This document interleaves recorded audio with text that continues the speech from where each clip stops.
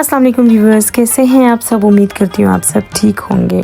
आज मैं आपके साथ एक टर्की रेसिपी शेयर कर रही हूँ जो मेरी अपनी बहुत ही ज़्यादा फेवरेट है, जो मैं बहुत ही शौक़ से खाती हूँ और इसे बनाने में भी बहुत मज़ा आता है मुझे। तो चलते हैं इसकी रेसिपी की तरफ। इसके लिए मैं 1 चम्मच यीस्ट लूँगी, जिसे हम उर्दू में ख़मीर कहते हैं मेरे ख़्याल से। 1 चम्मच चीनी ऐड करेंगे और 1 कप नीम गर्म पानी। अब हम चम्मच की मदद से अच्छी तरह मिक्स करेंगे ताकि ख़मीर अच्छी तरह से पानी में घुल जाए। अब हम इसमें मैदा ऐड करेंगे 3 कप, 1 खाने की चम्मच नमक, 1 खाने की चम्मच बेकिंग पाउडर ऐड करेंगे, 1 गिलास नीम गर्म दूध हम ऐड करेंगे और 1 गिलास नीम गर्म पानी। पानी के ऐड करने के बाद हम आटा गूंदना शुरू करते हैं। अच्छा, मैं मशीन का यूज़ करूँगी क्योंकि मुझे हाथ से आटा गूंदना बिल्कुल नहीं पसंद।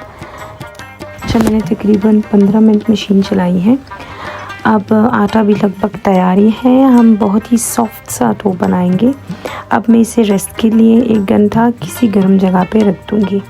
फिलिंग के लिए कीमा तैयार करते हैं। उसके लिए हमें चाहिए लहसुन। मैंने 5 या 4 कली लहसुन लिए हैं, 2 बड़े साइज़ के टमाटर लिए हैं, 1 बड़े साइज़ का प्याज लिया है, 2 शिमला मिर्च लिए हैं और अजमोदा। मुझे नहीं पता कि इसका नाम सच में अजमोदा है या नहीं, जो धनिया टाइप की होती है, लेकिन जब मैंने गूगल में सर्च किया तो मुझे अजमोदा ही लिखा मिला, तो आई थिंक इसका नाम अजमोदा ही है। अच्छा, जो मिक्सचर हमने बनाई थी, अब हम इसे एक प्लेट में निकाल के इसमें कीमे को ऐड करेंगे और 1 चम्मच टोमेटो पेस्ट ऐड करेंगे। यहाँ पे मैंने 1 चम्मच चिली फ्लेक्स, 1 चम्मच ब्लैक पेपर, 1 चम्मच नमक लिया है। अब हम इसको अच्छी तरह से मिक्स करेंगे। 5 टेबलस्पून ऑयल हम ऐड करेंगे और इसे अच्छी तरह मिक्स करके साइड में रखेंगे। यहाँ पे हमारा आटा भी तैयार हो चुका है। अब हम इसके पेड़े बनाएंगे छोटे छोटे, जैसे आमतौर पर हम रोटी के लिए बनाते हैं। इसके पेड़े बनाकर हम इसको रेस्ट पे 10 मिनट तक रख देंगे। फिर हम इसकी रोटियाँ बनाना शुरू करेंगे।